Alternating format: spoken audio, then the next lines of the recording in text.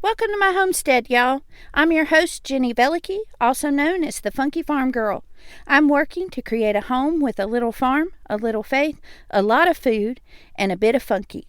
I'm learning all about growing and preserving our food supply, raising chickens and children, and becoming more self-sufficient while leaning hard on Jesus. And I want to take you along for the ride. So grab yourself a cup of something wonderful and let's visit a while.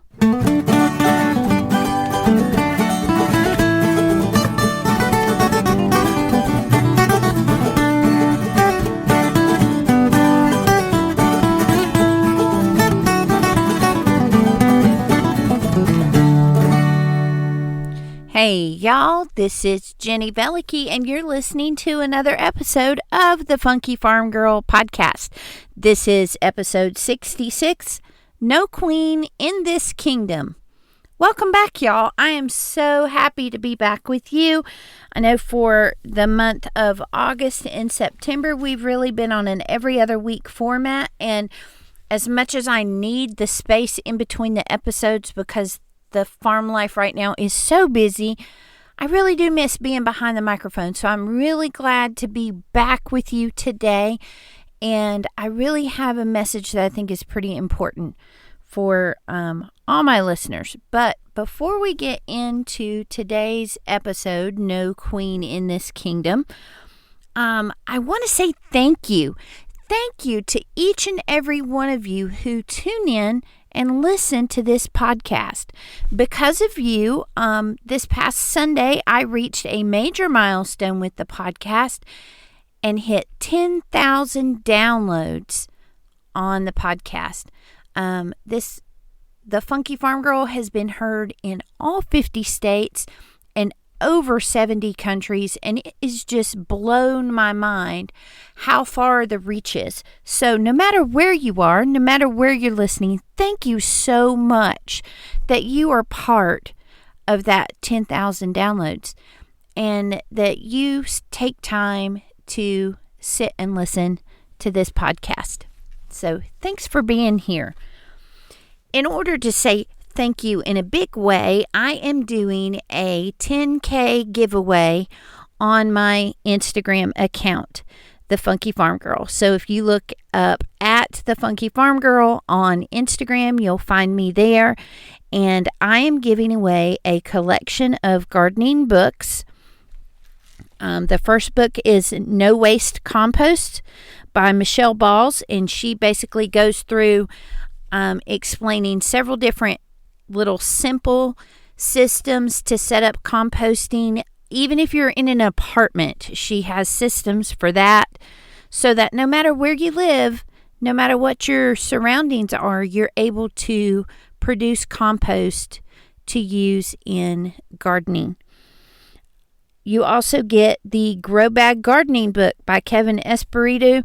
This is an excellent book. I got this as a promo earlier this year and did a review on it, and he is just an amazing teacher at how to do this really well and the different things that you need to think of in terms of soil content and types of bags and what grows best in what bag and those types of things. And this is an invaluable book. Again, you don't have to live on a homestead to use a book like this. These books that I picked out are specifically books that if you live in a suburban neighborhood, if you live in a townhouse or an apartment, these books are going to serve you just as well as they would someone who lives on acreage.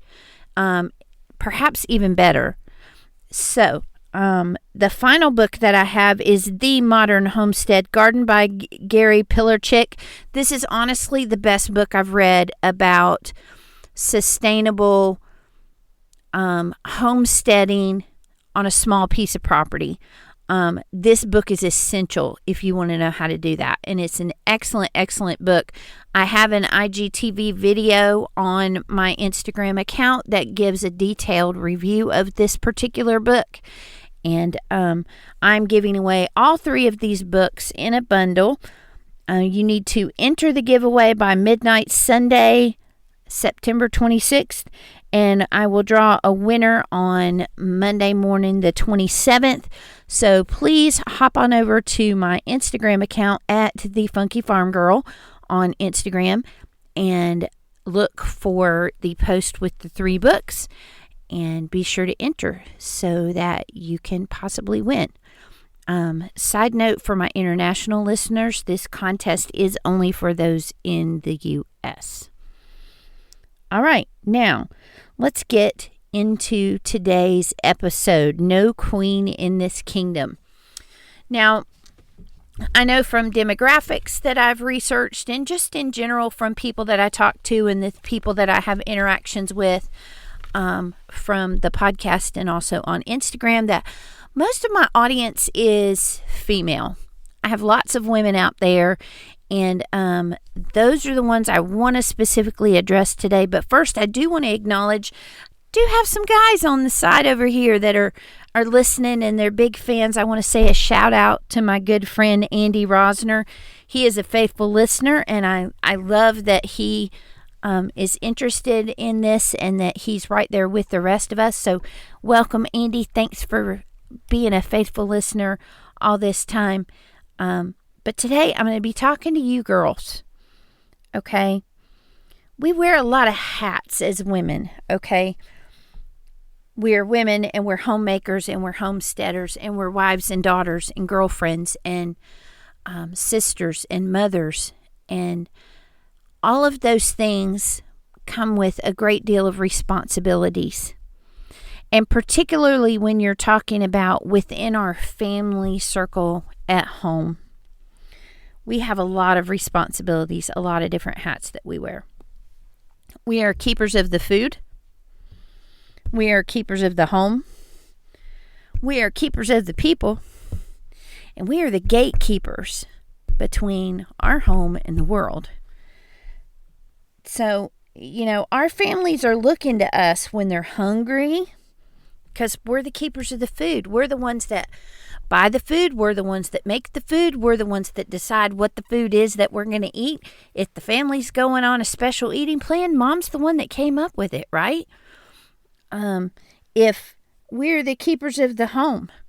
So if there's something that somebody needs, they come to you to buy it. If something's broken, they come to you to tell you that it needs to be fixed. If something needs to be cleaned up, hopefully they clean it up themselves. But if not, they come and let you know that it needs attention, right? We're the keeper of the people. If somebody's having trouble with homework, they come and ask you. If somebody needs a ride to something, they come and ask you, right? We are the ones who do all these things. And then we're the gatekeepers of our homes. We're more often than not the ones who determine what our kids watch on TV, what kind of music they listen to, what kind of products we allow to come into our home, whether we're using clean, natural cleaning products or just traditional things, whether or not we're using essential oils versus perfumes and candles and things like that. All of those decisions come from us because we're the keepers, right? We're the ones who determine all of those things in our home. And so with that in mind, I want to think through the current events that are going on right now. And I know that for many of you, this is a time that is full of stress. This is a time that is full of uncertainty. No matter which side of the coin you're on, you can be pro-vax and be super, super stressed because the people around you don't get it and they won't get a vaccine. And you don't know when all these restrictions and things are going to end. You don't know when it's going to be safe to be out and about and doing things without having to worry about if the people around you are vaccinated, right? And then there's those of you who are pro-choice with the vaccine and you're hesitant and you want to learn more about it, or maybe you've learned what you want to learn and you're not comfortable with it and you think that you deserve to have that option to say, no, thank you, I don't want this. And just, one restriction after another just makes it more and more difficult for life to be normal. And some of those mandates and restrictions are turning into job losses and things like that. And so that's really, really stressful. Okay, so both sides have lots of stress and issues and things going on. And then you've got the two sides fighting each other. And so with all of those current events and all those things going on, your home can be one of two things. It can be a haven from all of that, or it can be the center of the chaos, right? If you're bringing in so much of that from the outside and you're consuming it and it's consuming you, it's going to bubble up out of you and it's going to be all over your home. Your kids may not know what the vaccine mandate is, but they may know that mom's real snappy. They may know that dad's real stressed out. Those things bubble up and they come out. And I just really want to encourage you today by reminding you of two things. Okay?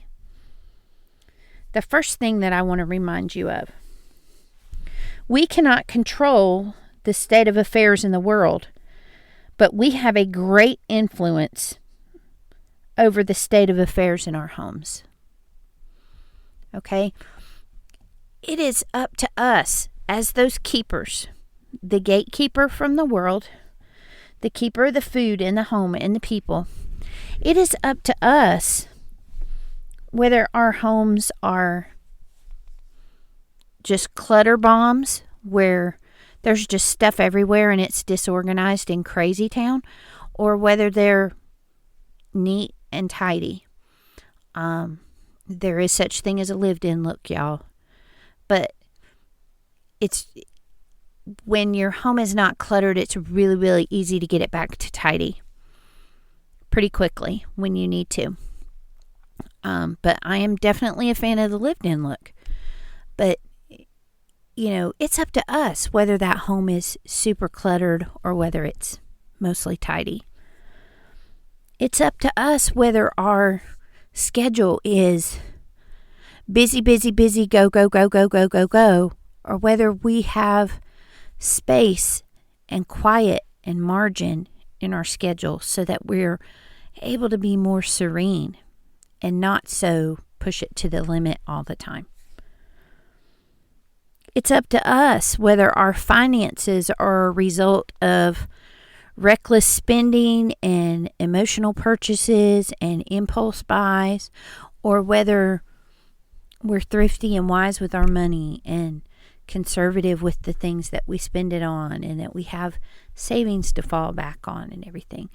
A lot of that depends on us, because even if as a stay-at-home mom, or I know there's lots of women out there who listen. Some of you are working at home. Some of you are working outside of the home. Some of you, your home is your work. And so for whether or not you earn a paycheck, each of us have a lot of influence in our home.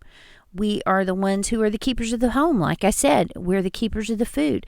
So we have a lot of financial influence as far as what our family is purchasing. Okay, and we can do that wisely or we can do that recklessly. Okay, we can do that emotion-based and pretty thoughtless, or we can be careful and we can be wise stewards of what we have. Another way that we can control, that have greater influence over the state of affairs in our home, is, the keepers of the food. What types of food? Are we eating mostly processed convenience foods, or are we eating healthy whole foods? Are we buying local foods? Are we shortening our food supply chain? Or are we just running and grabbing drive-through? Those things influence the overall state of affairs in our home. When our kids and our husbands and ourselves are eating good, healthy, whole foods, it makes a world of difference in how we feel and how we operate versus the processed commercial stuff, right? So there's another way that we have great influence over the current state of our homes. Okay? What about the mood and the atmosphere? When you are well rested and you are not stressed out because you have gobs of stuff on your plate to do, and just you're not constantly consuming news and things like that, that creates an atmosphere in your home. We can decide whether we want to be calm or chaos in the home. We can really have a great influence over which one is the predominant mood in our home. And I believe that a lot of that boils down to, what are we anchored in and where's our peace? Okay? When you're anchored to something, you can't drift too far away from it because that anchor is going to hold you there, right? So if we're anchored in Jesus and our peace is in Him, then all these storms going around, they're not going to pull us very far away from Jesus because we're anchored to Him, right? And our family is going to be anchored to Him with us. And so it's going to make a world of difference in the state of affairs in your home. When you know that you're anchored to Jesus, then you know that you have a firm foundation. And that brings you peace, doesn't it? So, we cannot control the state of affairs in the world. We could sit there and wring our hands over it. We can lose sleep over it. We can read one article right after another and go way down the rabbit hole. But we can't control any of it. We can what if and wonder and predict all we want to, but there's nothing we can do, really. But we have great influence over the overall state of affairs in our home. Okay? We can have purposeful influence there. World might be out of control, but we can begin to take back control in our homes. Not that we have full control, because really the Lord is in control, right? But we can put our hands back on the helm of the wheel, right? We can set it right again. And we can stay anchored. And we can bring peace and calm in the midst of a very big storm. Because we can remind ourselves that we have a great influence over the state of affairs in our own home.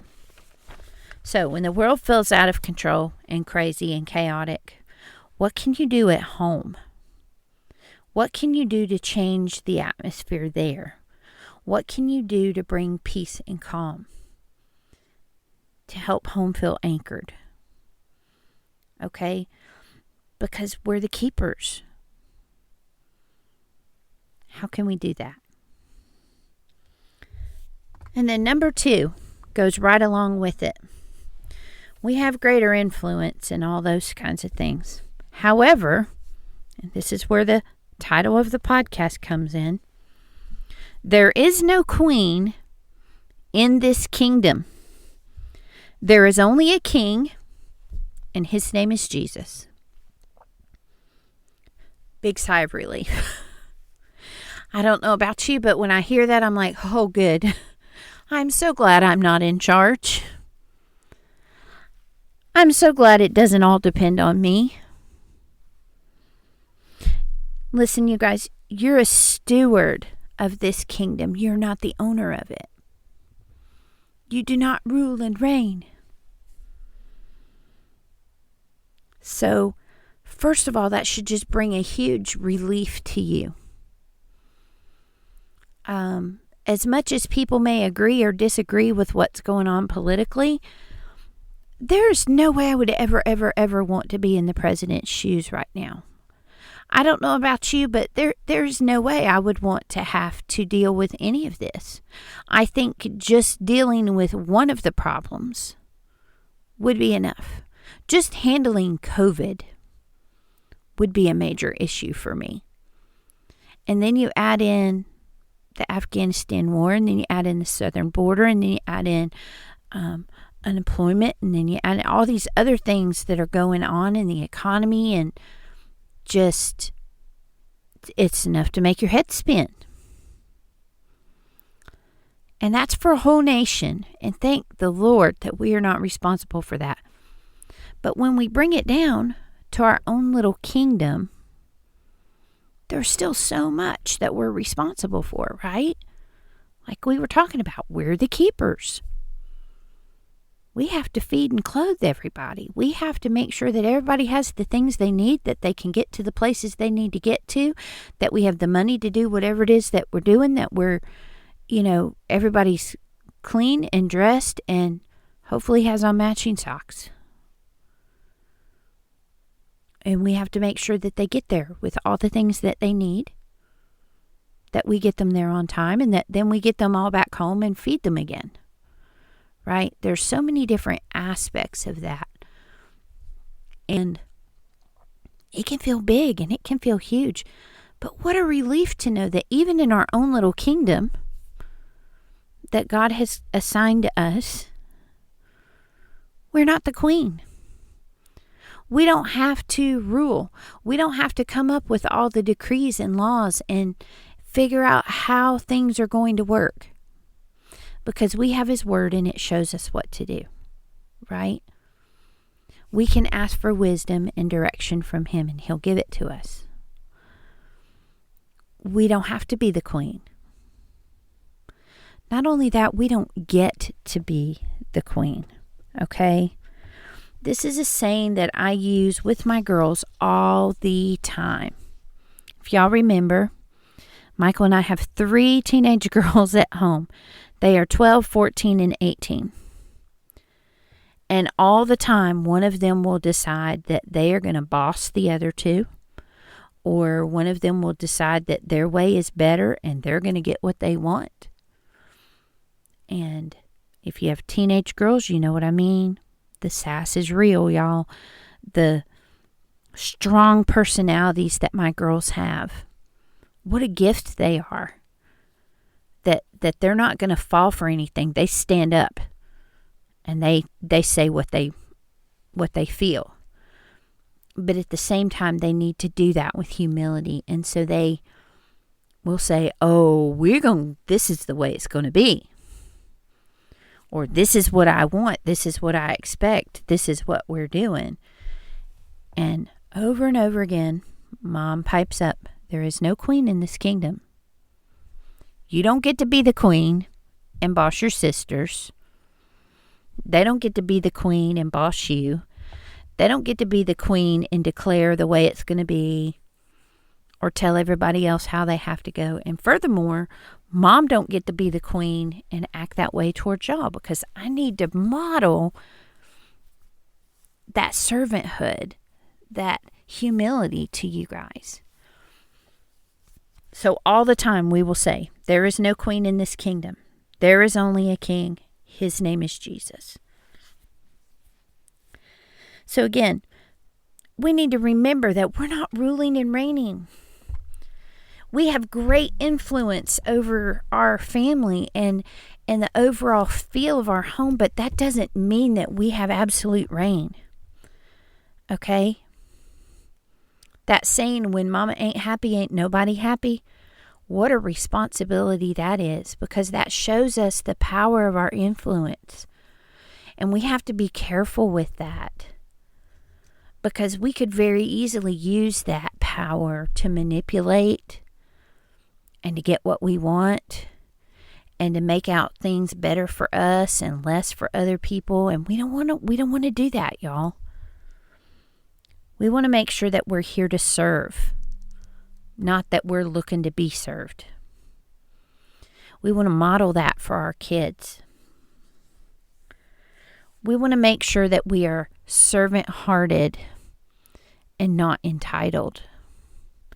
We want to make sure that we're humble and not prideful.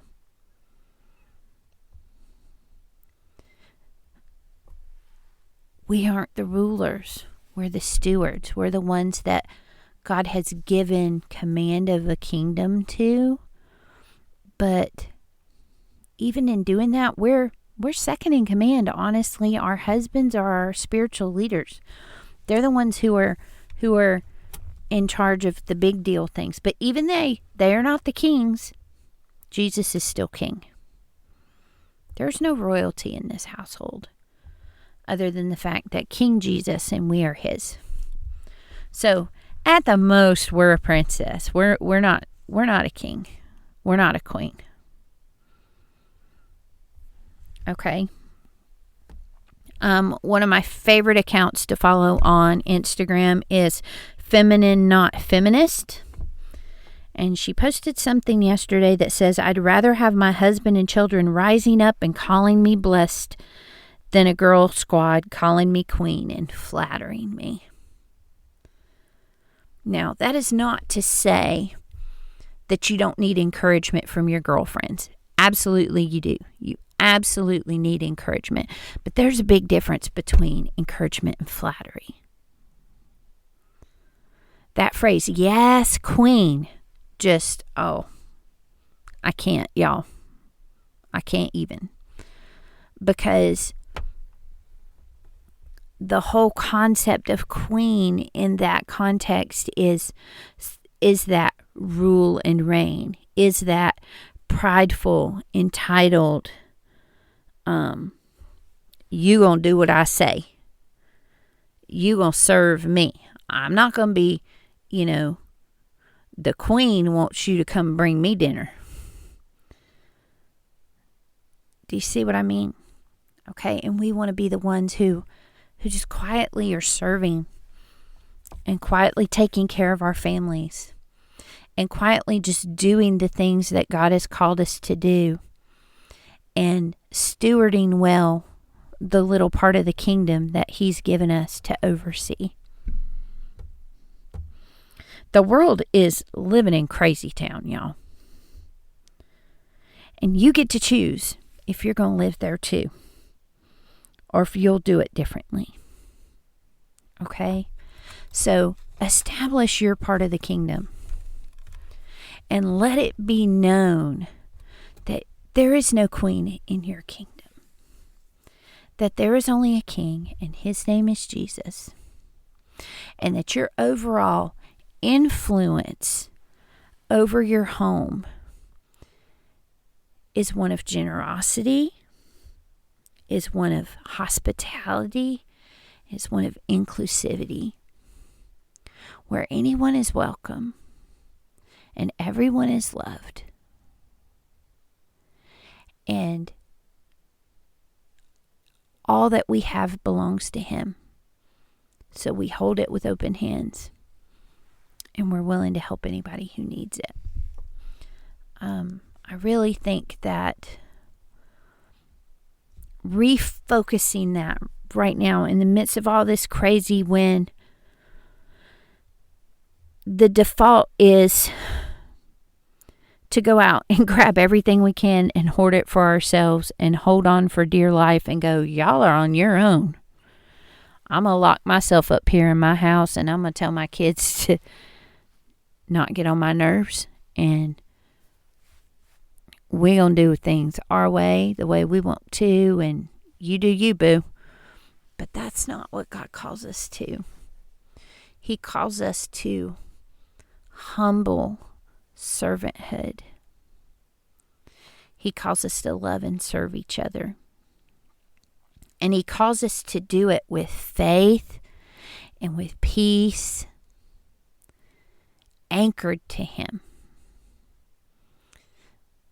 So, there's a lot that's uncertain right now in the world, and it can rattle you.